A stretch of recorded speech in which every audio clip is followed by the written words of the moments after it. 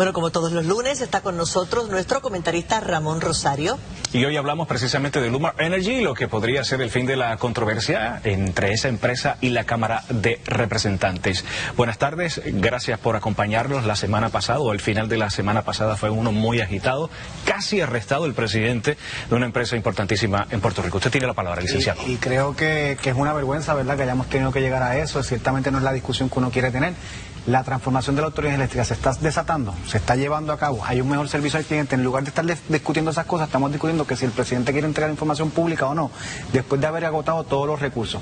Yo creo que el juez manejó muy bien el asunto al punto de que se logró que se entregara. Hoy el presidente de la comisión, Luis Raúl Torres, afirma que la información que fue solicitada fue entregada, y así lo informaron al tribunal, y podemos pasar esa página en un cierre de sesión legislativa que ya de por sí es ajetreado. Todavía no sabemos qué va a pasar con la reforma legislativa. Tenemos 38 nombramientos enviados por el gobernador que no han sido considerados, muchos de los cuales se enviaron en enero de este año, o sea, que han tenido un año para revisarlo y todavía no han sido revisados. Cerca de 60 medidas que el Ejecutivo ha radicado en la Asamblea Legislativa y no se ha aprobado ni una. Salvo el crédito por el trabajo que se hizo un proyecto sustitutivo, ninguna de las medidas ha sido considerada. Y eso en la antesala de que mañana termina la sesión legislativa, la segunda de este año, pues nos preocupa, ¿verdad?, de cuál va a ser la agenda de cara a lo que resta de año y sesión legislativa, que solamente es un día. Terminando esta sesión, quedan medidas importantes sobre el tapete. Algunos de los nombramientos, ciertamente, hay nombramientos, por ejemplo, que tampoco se han enviado, y el gobernador ha hecho expresiones sobre, bueno, ¿para qué si no me consideran los que ya envié al tribunal, por ejemplo? Tribunal Supremo, el secretario de Educación. Secretario de Educación, tienes el Contralor Electoral de Puerto Rico. Hay fiscales también. La Comisión Estatal de Elecciones, después de la decisión del Tribunal Supremo, seguro. Nombramientos. El gobernador ciertamente tiene en agenda nombramientos importantes que hacer, pero por otra parte tienes 38 nombramientos, el del PRITS, Enrique Volkers, el comisionado de seguro, Mariano Miel, miembros a la Junta de Planificación, que aquí hablamos de que Puerto Rico tiene que planificar y tenemos que hacerlo todo correcto, que con la reestructuración, con la reconstrucción, tenemos que acelerar los procesos de permiso, pero los nombramientos que se enviaron en enero de este año todavía no han sido considerados en el Senado. Y no se trata de que el Senado los confirme, se trata de que pase juicio.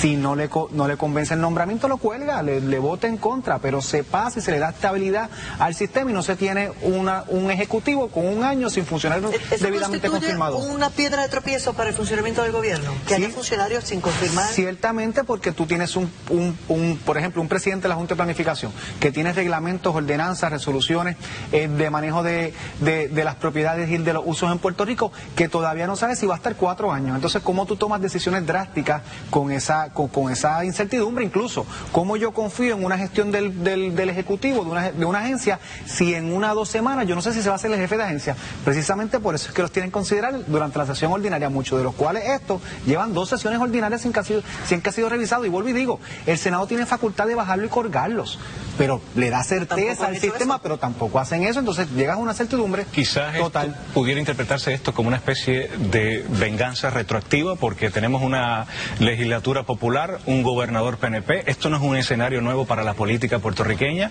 ¿Venganza retroactiva? Sí, y esto ocurrió con Aníbal Acevedo Vilá cuando fue gobernador, pero en su primera sesión ordinaria, aunque fuera al final, todos sus funcionarios se confirmaron o se colgaron.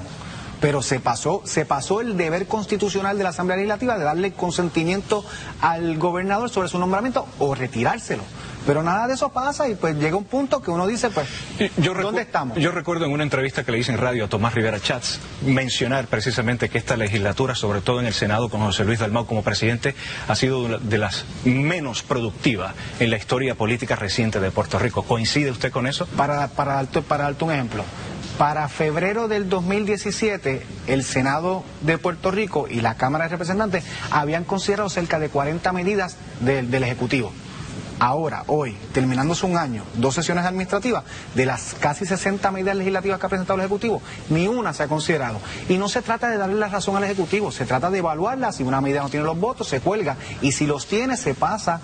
Hoy tenemos una medida que asegura 800 millones a un programa del Departamento de Familia, que no ha sido puesta en calendario y no aprobaron los 2 cuerpos, por lo cual no se verá en esta sesión ordinaria, y eso pues es lamentable si estamos hablando de que el deber ministerial de los legisladores es precisamente hacer su quehacer ser legislativo, y vemos que ni en los nombramientos ni en las medidas legislativas lo están haciendo. Claro, y tal vez en buena medida no se trata de aprobar por aprobar, porque hemos escuchado ver a conocedores de estos temas decir estamos sobre legislados. No es que nos hacen falta muchísimas más leyes, pero sí hay leyes muy puntuales y necesarias como esa del bienestar de la niñez, que no han pasado todavía por el juicio de la legislatura. Hay unas medidas que en el contexto de la reconstrucción permiten acelerar los proyectos de los municipios a nivel de permisología. Aquí estamos por décadas peleando que los permisos no se mueven, que eso está atascado. Pues hay una medida del Ejecutivo que precisamente permite acelerar ese proceso de cara a la reconstrucción. Al día de hoy, una medida de la sesión pasada, al día de hoy no se ha considerado. Antes de irnos brevemente, ¿debe la legislatura, en la medida en que pueda proteger cierta